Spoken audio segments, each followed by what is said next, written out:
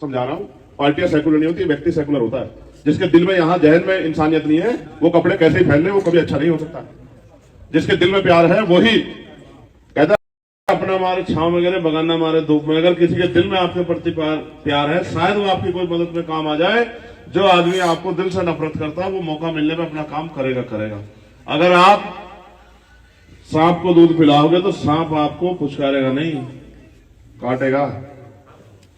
इसलिए मैं आपने पहले भी जिस तारीख को याद दिला रहे हैं, एक बार पहले भी आपने बाबा साहब अम्बेडकर की मदद करके इस देश में उनको लड़ने का, आगे बढ़ने का, संविधान लिखने का हौसला दिया था। तब जाके इस देश में संविधान आया और इतना अच्छा मुल्क बना कि सबको अपनी धार्मिक आजादी है, सबको आगे बढ़ने का अधिकार है, सब पढ़ सकते हैं।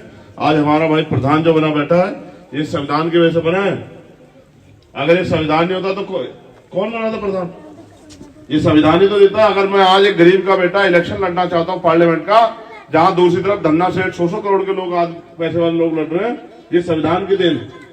आप यहां बैठे हैं और हमारे अंगूठे में ताकत है। हम चाहें बड़े से बड़े ताकतवर आदमी को जमीन में पटक दे वोट की ताकत के साथ, और कम से कमजोर को कुर्सी बिठा दे। ये ताकत हमारी वोट में, ये संविधान ने दी।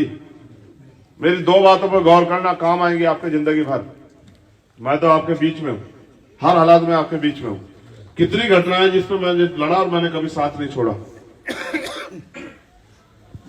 पहली बात यह है कि आदमी 10 रुपए का सामान खरीदता है, 4 बार सामान को इधर उधर करके देखता है। ये जो आपने ये टोपी, अगर ये फटी हुई होती लेते क्या दुकान से? कटी हुई होती लेते क्या? जली हुई होती लेते क्या? आप 10 रुपए का सामान खरीदते हो, 20 बार देखते हो सामान खराब तो नहीं है, कम तो नहीं है, पुराना तो नहीं है। लेकिन जब आप 5 साल का मुस्तकबिल तय करने के लिए वोट डालने जाते हो तो आंख बंद कर देते हो। इसका खामियाजा 5 साल जुर्म सह भुगतना पड़ता है।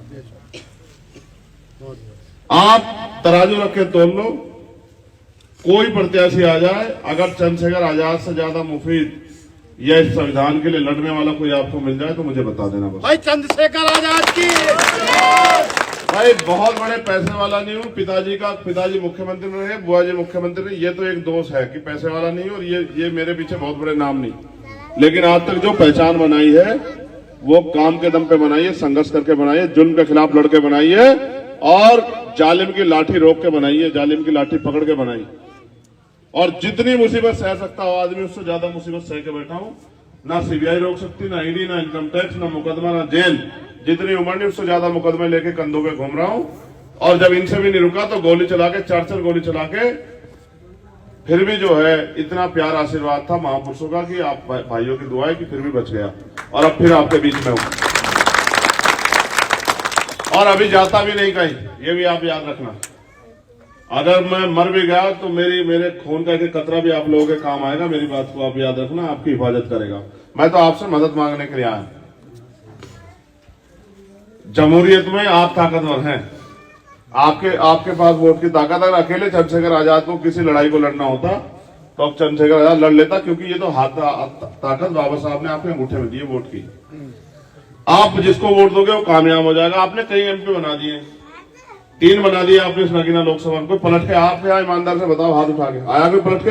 नहीं आया। बोला कभी कोई लोकसभा में जाके आपके लिए? किसी जुल्म पे किसने आवाज उठाई? तो अगर किसने नहीं उठाई और किसने आपकी परवाह नहीं की, तो फिर आप उनको भी छोड़ के इस बार चंद्रशेखर आजाद की मदद करा के और एक तहरीक लिख दो कि हम अगर किसी का साथ देते हैं तो दिल से देते हैं। भाई पैसा नहीं दे सकता हूं और झूठ दिखावा नहीं कर सकता हूं, बाकी जैसा भी हूं आपका हूं, और 24 घंटे 7 दिन आपको फील्ड में खड़ा मिलूंगा। ऐसा नहीं कि कहीं बैठ के आराम करूंगा, ये सीखा नहीं।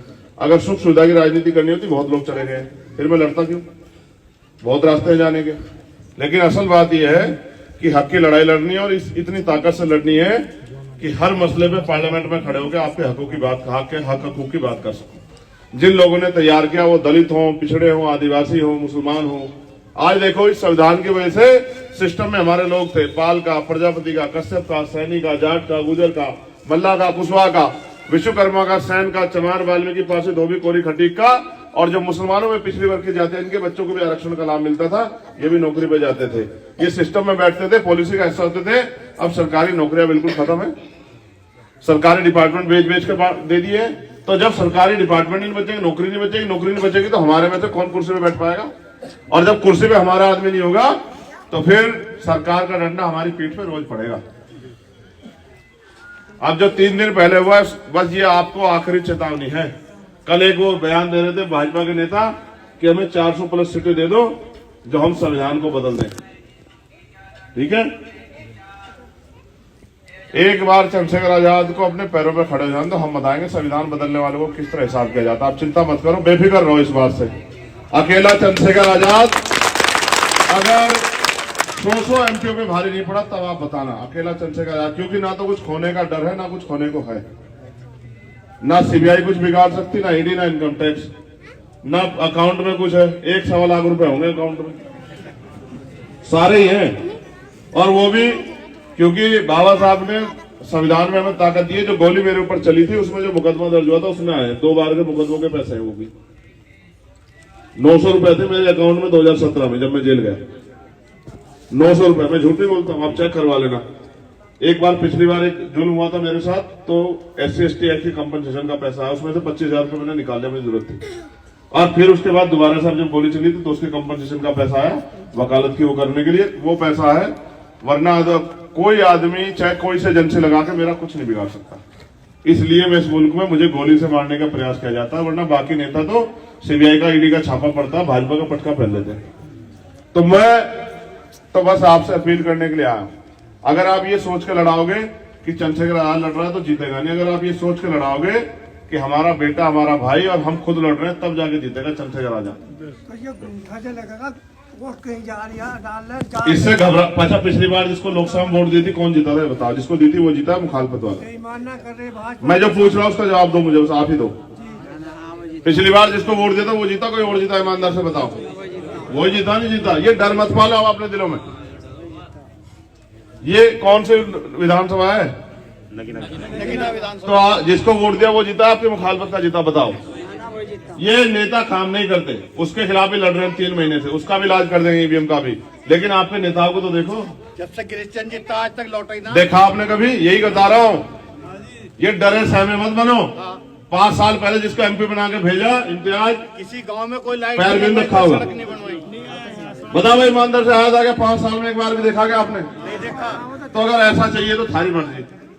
और अगर चंद्रशेखर आजाद जैसा चाहिए तो फिर ये सोचियो कि चंद्रशेखर आजाद नहीं लड़ रहा, हम लोग लड़ रहे, फिर वोट देने जाइए जोड़ लगा के।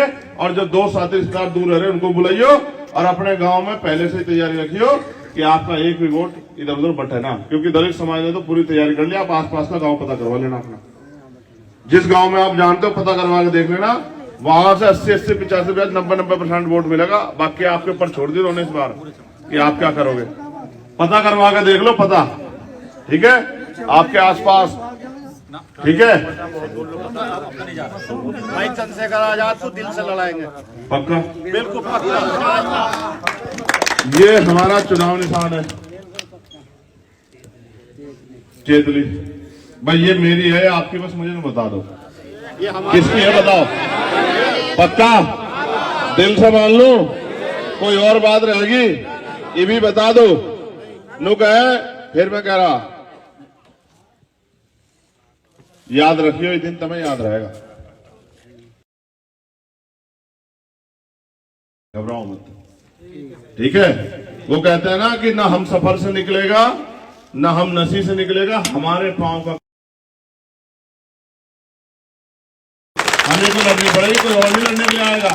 और ऊपर वाला भी अगर किसी को कुदरती भेजती है तो वो खुद नहीं आती, किसी बंदे को भेजती है ताकत देके कि भाई चल तू जाके हिम्मत दिखा, तेरे साथ हम वो कर रहे हैं। अगर आपको देखना कम हो जाए तो अलग बात है। इसको तो बेचारे को बंगाल से यहां तक दिख गया, इसको महाराष्ट्र से यहां दिख गया। आप भी देखना शुरू कर दो तभी जाके बचेगी सारी वो। और ईवीएम के खिलाफ आंदोलन चल रहा 3 महीने से। पूरी उम्मीद है कि चुनाव जो होगा वो बैलेट पेपर से होगा। और बैलेट पेपर से नहीं हुआ तो हमने उनको दूसरा ऑप्शन दे दिया कि जो पर्ची निकलती है मशीन में दिखती है किस पे गई, वो पर्ची बाहर निकाल दो, शीशा हटा दो बस उसका। वो पर्ची हमारे हाथ में आ जाए, उस पर्ची को हम डब्बे में जमा कर दें और आप पर्ची गिन देना। हमें मशीन से गिनती करवानी नहीं है, 5 साल इंतजार करें वोट देके। ठीक है, तो सारे काम आसान हो जाएंगे। मगर आप पे फोन है नहीं, एक बार जरा देख लो, एक बार देख लो, है फोन?